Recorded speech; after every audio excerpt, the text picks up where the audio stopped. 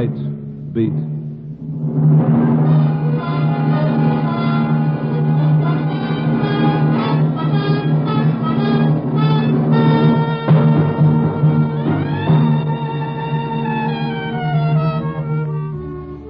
Hi, this is Randy Stone. I cover the night beat for the Chicago Star.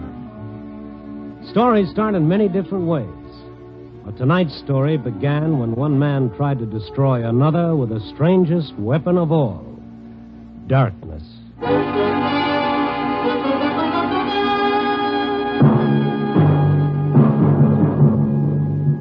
Night Beat, starring Frank Lovejoy as Randy Stone.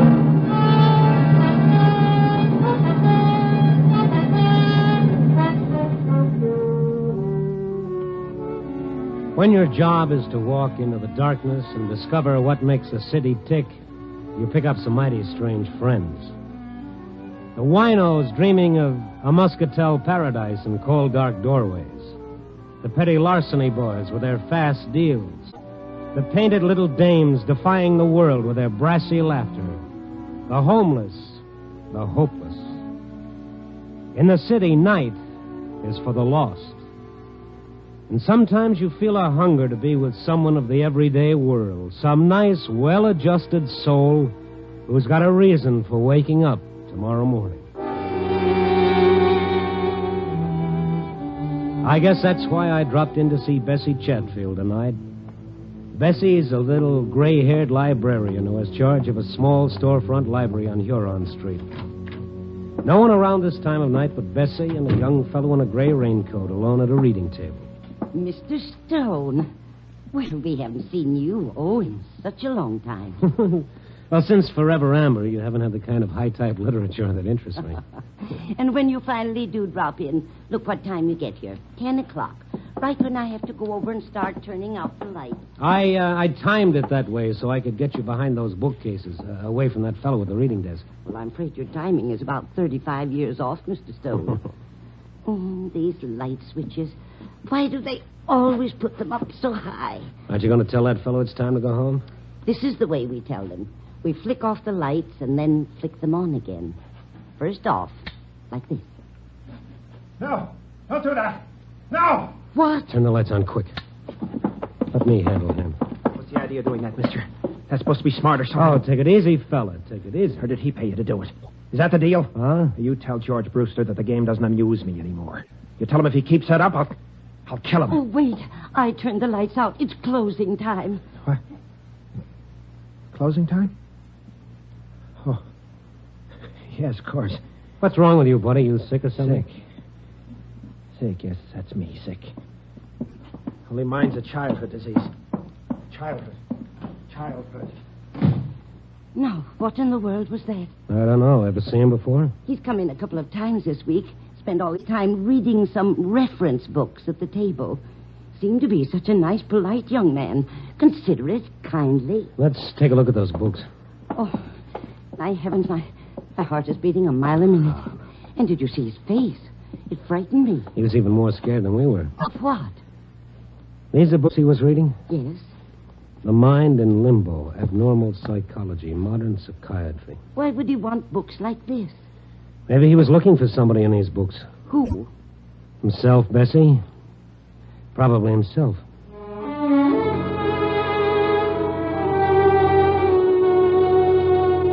Bessie was pretty upset, so after she locked up for the night, I started walking her toward the elevated station over on Lake Street. We'd walked a couple of blocks through the dark, empty streets when suddenly Bessie grabbed my arm. Mr. Stone, that man down the street, looking in that store window. That's him. Oh, yes, same gray raincoat, same lad. And look, Mr. Stone, what's that in his hand? That's a piece of pipe or something. He's breaking that store window. Yeah, you wait right here, honey. Be careful, Mr. Stone, be careful. The fellow was reaching through the broken window glass for whatever it was that had struck his fancy. He heard me coming and turned toward me. The wan street light did something to his face. It seemed twisted and torn. Blood was running down his hand where the glass had cut it. Then I saw what he'd taken from the window. A gun. What's the idea, pal? He spun around and started running for the elevated station down the block.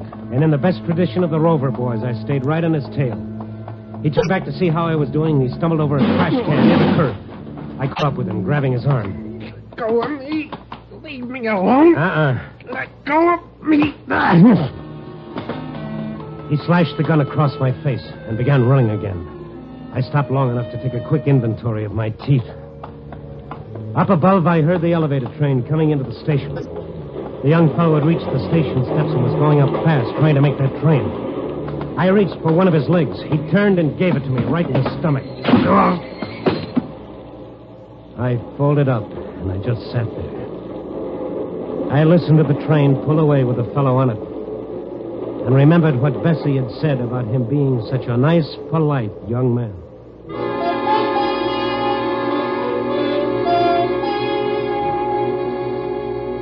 After a while, I began to feel somewhat human again. I notified the police what had happened, and they sent a squad car out. After they left, I remembered something, a name this nice, polite young man had been throwing around. George Brewster. I found a phone book in a cigar store. There were 3 George Brewsters. The first number didn't answer. I tried the second. Hello? I'd like to speak to George Brewster. Oh, he's not in right now. Is there any message? Who is this? I'm his sister. Is anything wrong? Well, if this is the right George Brewster, something is wrong. Is there any reason why a young fellow should want to kill your brother? Oh, that would be Morrison. Oh, I warned George. Morrison, huh? Tom Morrison. Where does he live? Our old apartment, 612 Hamlin Avenue. What makes you think he wants to kill George? Well, this character broke into a store tonight and stole a gun. I sort of think he had your brother in mind when he did it. Oh, no. What am I going to do? Well, lady, I know what I'm going to do. As fast as I hang up and get another nickel into this phone, I'm going to call the police. Oh, I feel so bad. It's not really Morrison's fault, poor man. Oh, no. He's just a prince of a fellow. Goodbye, lady. I've got to make a call. But then it turned out that I didn't have a nickel. And on the way to the counter for change, I started wondering why the sister of the man he was going to kill felt sorry for Morrison. And why Bessie thought he was such a sweet character. And, well, the night was young, and 612 Hamlin Avenue couldn't wait, and I could call the cops later.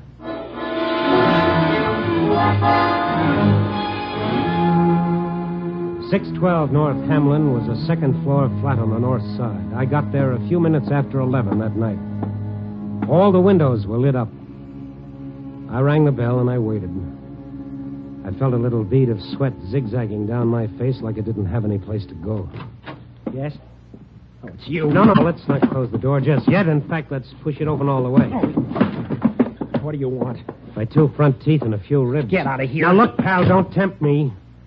I came against my better judgment to listen to what you've got to say. If I leave now, the only place I'm going is the nearest police station. Police station. I guess maybe that would be the best. What? Otherwise, I don't know what's going to happen. Yeah, I guess you better call the police, mister. What do you think you're doing, calling my bluff? The phone's right behind you. Okay, buddy, you asked for it. Sure this is the way you want it? It's better this way. I'm at the end of my rope. I don't want to kill him. George Brewster? Yes, George Brewster. I know how it'll end if he doesn't stop. Stop what? Call the police, mister. You'd be doing me a favor. Since when have I got to do you favors? Well, why aren't you calling? I'm an Eagle Scout in good standing. I haven't done my good deed for today. You can't help me, mister. Stone is the name. What makes you so sure I can?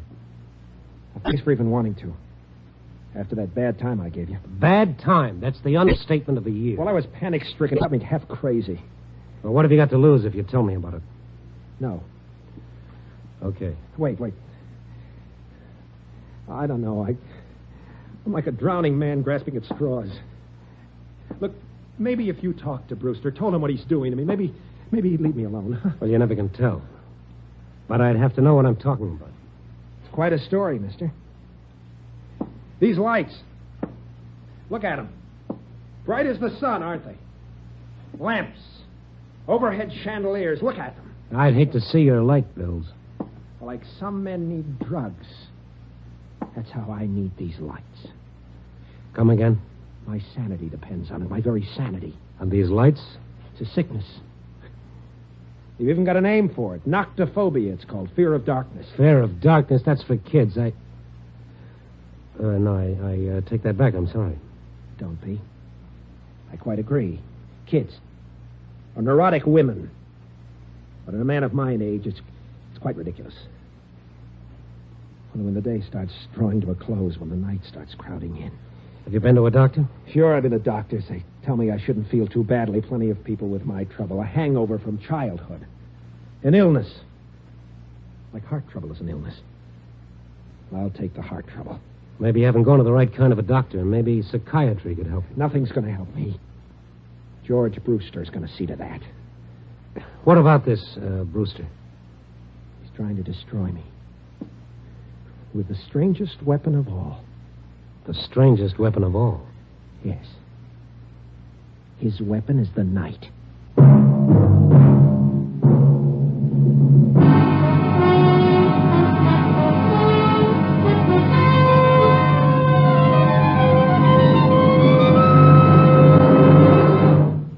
You were listening to Night Beat, starring Frank Lovejoy. In a moment, we'll return to Night Beat and Randy Stone. But first, we'd like to call your attention to another great NBC mystery adventure program. Every Sunday, you'll want to hear the exciting new Christopher London series with screen actor Glenn Ford in the title role. Stories for Christopher London are furnished by Earl Stanley Gardner, one of the most famous mystery story writers in America. There is no doubt about the greatness of Gardner's stories, and with the superb acting of Glenn Ford, Christopher London should be must-listening for every mystery fan. Make a listening date now to hear the exciting adventures of Christopher London every Sunday over most of these same NBC stations. And now, back to Frank Lovejoy as Randy Stone in Night Beat.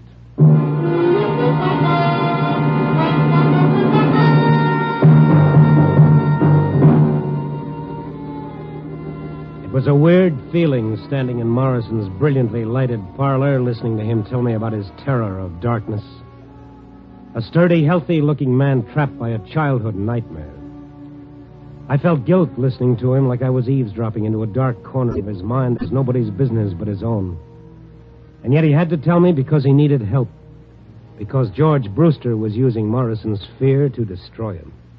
I was sent to Chicago by our company to replace Brewster, Stone. Till he found out why I was here, he couldn't do enough for me. He even got me this apartment. Greater love hath no man. Then he found out what the setup was. He changed fast enough. How did he find out about this fear of yours? Well, I'm telling you how. The other night, the two of us were working alone in the big vault down at the office, working on some old account or other.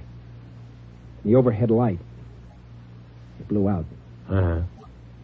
Well, it was so sudden, I couldn't help myself. I tried to keep calm, but...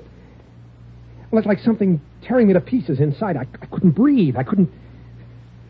Finally, I had to run. So he found out about... No, he wasn't sure, but it started him thinking. Yes, I see. Next afternoon, he came over to my desk. He was jovial, friendly, like he'd been in the beginning. Saying we'd been at each other's throats long enough. Inviting me to have dinner with him that night. Right from work, we went to his favorite spot on the north side, a place called the Catacombs. I began feeling uneasy the moment I entered.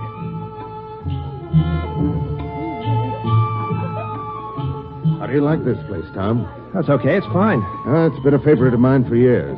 One spot in particular, the wine cellar. How do you feel about wine? Oh, I like it all right. Come along with me.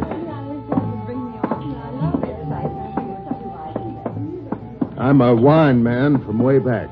Say, George, I wanted to talk to you about that little outburst last night. They have a different wine cellar here with a different temperature for each type of wine. I haven't been sleeping well, you see. Me, I prefer a Riesling myself. Well, here we are. Huh? The white wine cellar. We'll select our own brand for our supper. Here, I'll open the door. Yeah, this is a privilege only an old customer like me can get away with. Come on. Dark down there. That's why they've got this candle here on the ledge. Got a match? Why, A match, Tom. Yeah. Here. Okay. I'll get this candle going. Good. Now, let's go downstairs. George, You think we should do this on our own? Done it hundreds of times. Been coming here for the last 10 years. Well, now let's go down these stairs. Careful. Yeah. George, I was explaining about last night. The candle casts funny shadows, doesn't it? You notice how cool it is? 20 feet below street level here. Look, I want to talk about last night. I don't want any misunderstanding. Huh? It's just that I've been working pretty hard. Look, Tom. Would it make you feel better if you showed me you're not afraid of the dark? Okay, you can show me. I'll blow out the candle. What are you trying to prove, Brewster? Nothing at all. It's your idea. Where are those matches I gave you? You gave me some matches? Well, I must have lost them. It's not going to work, Brewster. I'm not insane, you know. I can stay down here until you're quite satisfied. Funny, isn't it, about the darkness? The way it seems to close in on you. The way you start thinking you can't breathe. I know, I can see how someone could... What's the matter, Tom? This is ridiculous. Something so suffocating about a dark room. Stop it. Stop it. Only the heavy, smothering blackness. Stop it. Where are you going, Tom? Anything wrong? Anything wrong? Anything wrong? Ran out of that cellar like a kid scared to death, Stone. That was a rotten thing for him to do. Well, he's fighting for his job, Stone. He's not too young anymore. Can't start all over again, so he'll do anything. Oh, great. I'm sure he's told the people down at work. I'm sure they're all laughing at me behind my back. You don't know what that does to me. I can imagine. Today I found a new desk lamp on my desk, courtesy of George Brewster. Every day, something like that. Did you ask him why he's doing it? He won't admit he's doing anything. Says it's all my imagination. Maybe I ought to see a doctor. Or better still, maybe a change of climate would help. Well, I'd leave town in a minute. Only my future's at stake, too. Before I let him drive me crazy, I'll kill him. Well, I'm going now. I'm going to talk to this bird. Where does he live? Out in the suburbs, Lake Forest. He lives with his sister. All right, I'll give you a ring as soon as I've seen him. Mr. Stone, I hope you can do some good. Yeah. Oh. Say, I almost forgot something. What? That gun you made off with. Well, Maybe if we're lucky, we can talk the store owner out of pressing charges. I'll try it. That was a crazy thing to do. I was so desperate. Wouldn't have done you much good. When they put them in the window, they never loaded. I'll let you in on a secret. If I hadn't known that, I wouldn't have been such a hero coming here tonight. I'll let you in on a secret, Mr. Stone. You can get bullets without a license. The gun's loaded now. Oh, great. All right, go and get it for me. All right. Yes, I want to give it to you. It's in my bedroom. He started for the bedroom. And then it was almost like a comedy routine where, after the big build-up, the punchline comes right out on cue. The moment he entered the other room, every light in the house suddenly went out. What happened to the lights? Take it easy. Where's the fuse box? I don't know. Never had any occasion to use it. Besides, if it was a fuse, all the lights wouldn't go out. It wasn't you. Use your head. How could I do it? I'm getting out of here.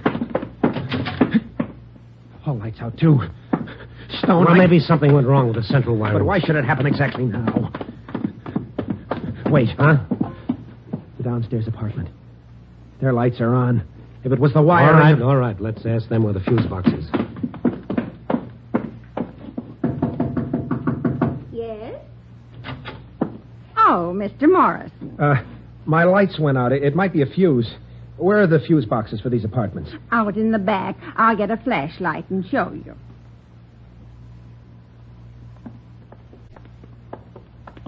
Here we are. The fuse box is right here below our meters. Whenever the people from the light company come out, they have a dickens of a time finding it. Will you hold the flashlight steady and let me take a look? Wait a minute, Stone. Lower the flashlight just a little. Huh?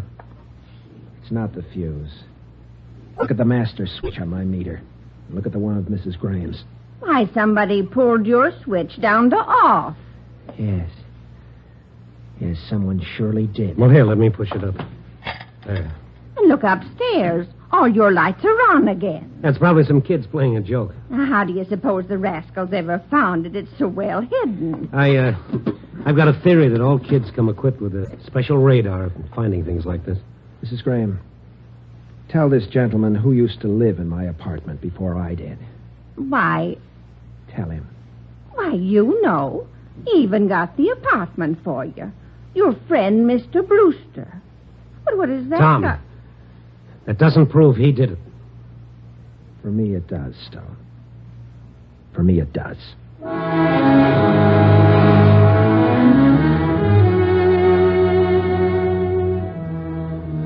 Morrison went around to the front of his house and up the stairs flat. I waited in the hallway until he came down again. He looked different. His face was hard and set. His eyes were like chunks of glass punched into the flesh. What are you waiting for, Stone? When we were so rudely interrupted, you were going for the gun. I've got it now. Oh, yes. Hand it over. I'll bring it back. No, thanks. Where are you going and what are you going to do? I'm fighting for my sanity, my life. He's never going to do this to me again. Never. I can't let you do that. You're not going to have to. The minute you leave, I'm going to call every cop in the book. Yes, that's what you do, isn't it? Yes. Then I'd better give you the gun.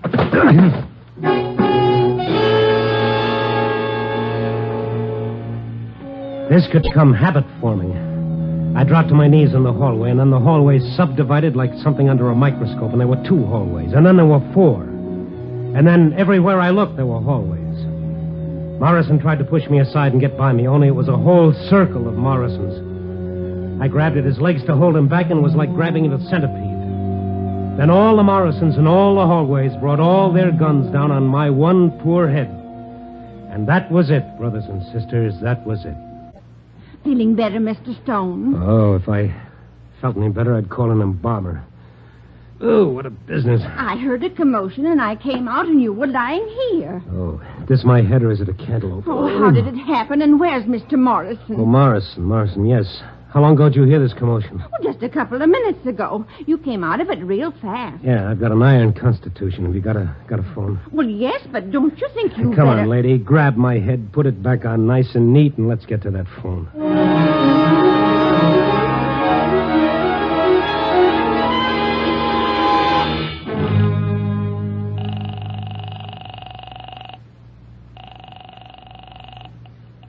Hello? Hello, this is the fellow who called you before, Miss Brewster, about Morrison and your brother. Oh, yes. He's not there yet, huh? No, my brother's... I don't mean your brother, I mean Morrison. What? No. Is he... Oh, yes, he sure is. Now, give me your address, and the minute you hang up, get away from your house as fast as you can. Morrison's got a gun, and he's half crazy. Maybe we should call the police. Well, maybe we should, but I'm not going to. They'd throw the book at him 10 years for attempted murder. I think I can stop him before he does anything. Oh, I can't tell you how sorry I am about this. Lady, you and your brother should be.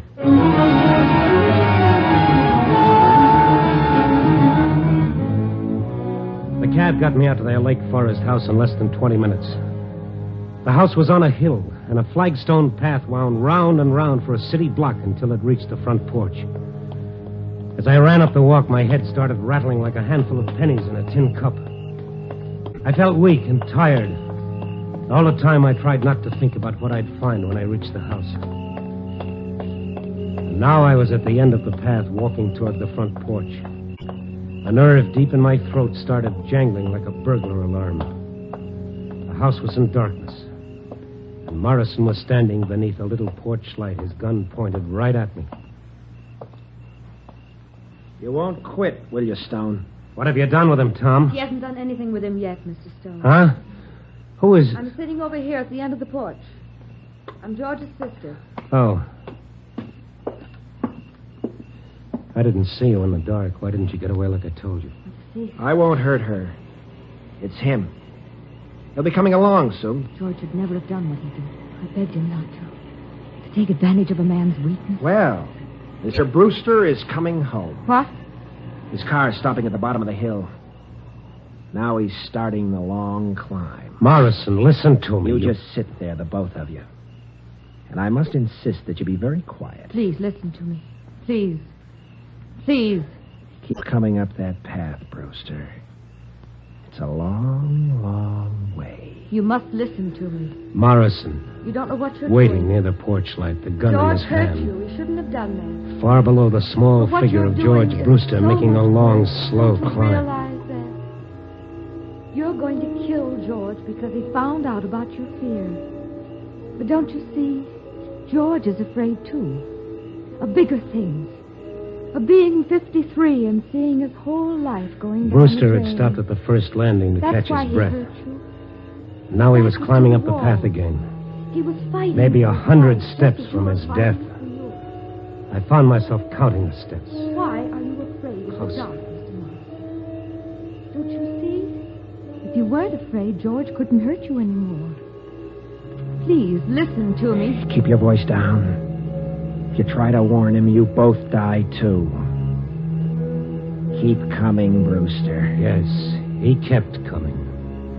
No more than 70 steps now. What is there to fear about the dark? The girl's voice going on and on. Nothing in it. Brewster getting closer. All it does is hide the will. Less than 50 steps now.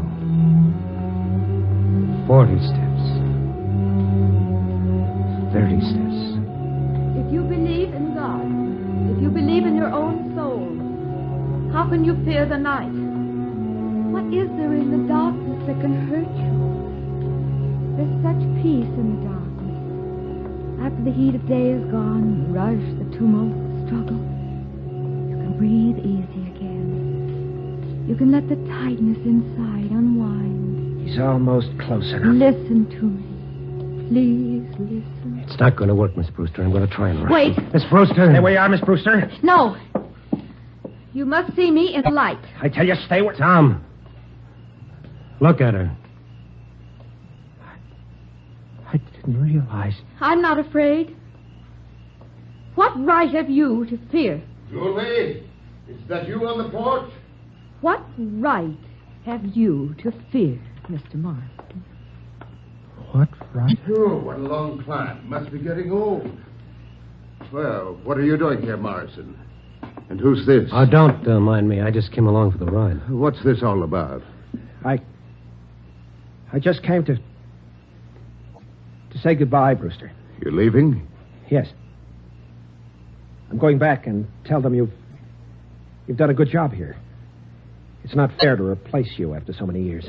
You sure nobody scared you away, Morrison? Look at him, Brewster. Does he look like he's afraid?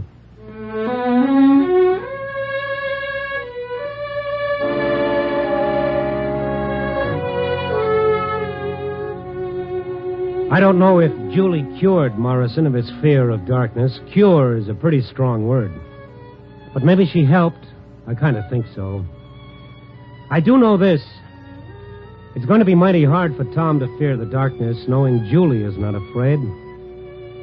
But neither Tom nor I will ever forget what we saw as the porch light lit up her face. Julie Brewster, who did not fear the darkness, was blind.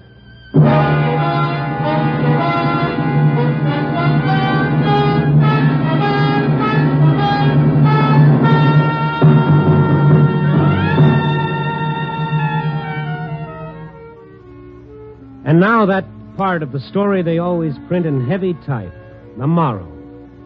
And don't smile so indulgently. Morals are very nice things. Some of my best friends have morals. You know, seriously, Julie's whole life is a moral in itself. And trying to top it is like trying to follow Al Jolson with a Mammy song. The best you can do is tip your hat to the fellow who wrote, "Out of the night that covers me, I thank whatever gods may be for my unconquerable soul." He must have had someone like Julie in mind. Well, 4 o'clock in the morning, stale cup of coffee, a tired sandwich, and a story to dictate, and I worry about my unconquerable soul. Ah, me. Give me a rewrite.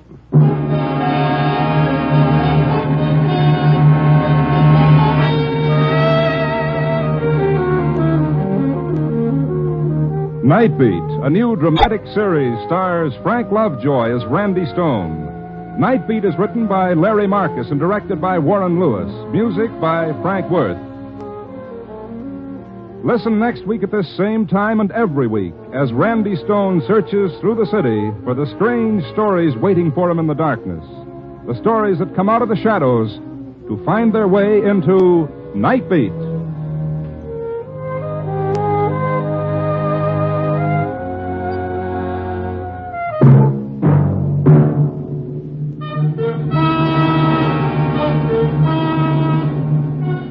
Stay tuned for Brian Donlevy in Dangerous Assignment on